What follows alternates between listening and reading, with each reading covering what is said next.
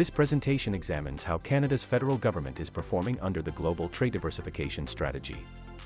It evaluates measurable progress across the 5 core pillars and identifies where results are strong and where challenges persist. Through a structured analysis, we will see that the foundations for diversification are solidly in place, though full transformation requires continued effort and time.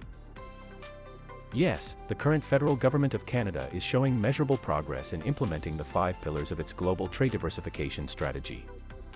However, the pace of advancement remains uneven, with some pillars demonstrating tangible outcomes and others still developing. The evidence shows early-stage success supported by broader market access, expanded trade missions, and diplomatic engagement, but full diversification remains a long-term process that demands consistency and follow-through. Canada's global trade diversification strategy is structured around 5 interdependent pillars.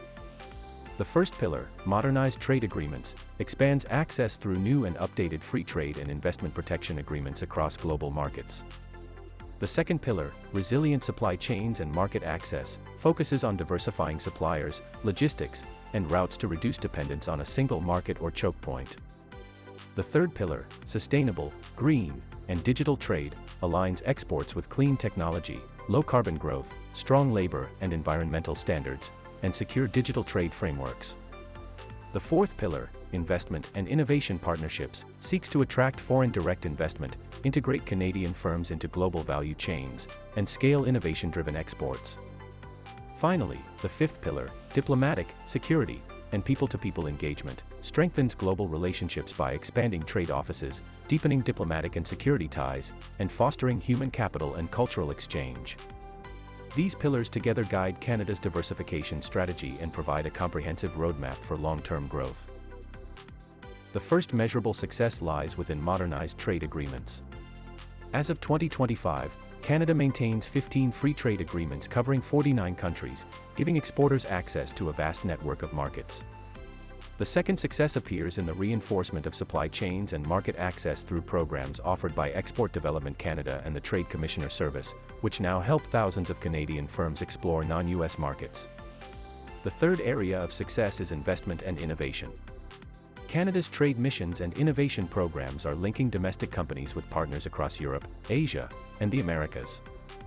Finally, diplomatic expansion and people-to-people engagement have intensified through new outreach in Southeast Asia, Africa, and Europe, showing a visible strategic pivot toward diversified economic regions.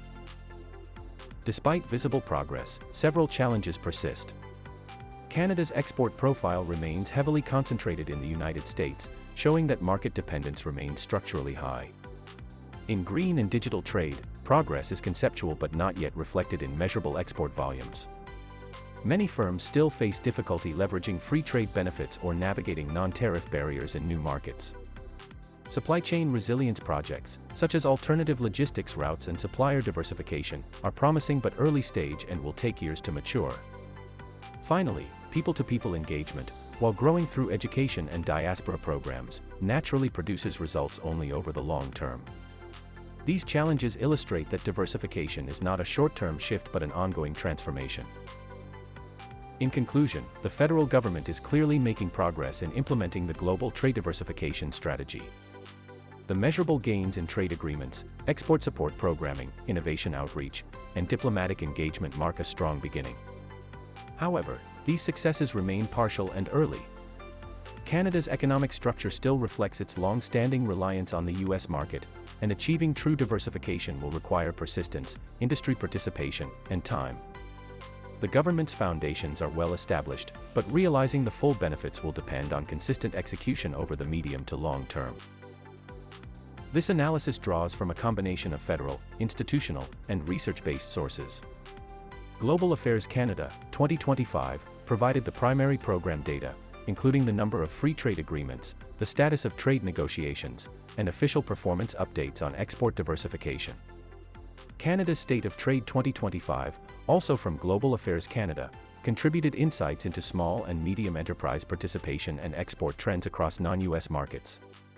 The Conference Board of Canada and the Canadian Global Affairs Institute, 2024, offered independent evaluations of the diversification strategy's effectiveness, identifying both progress and continued reliance on US demand. Finally, the Trade Commissioner Service, 2025, supplied operational evidence of on-the-ground initiatives helping Canadian exporters access new regions. Together, these sources confirm that while Canada's diversification efforts are gaining traction, they remain in the early stages of structural change. Viewers can pause here to review the full citations.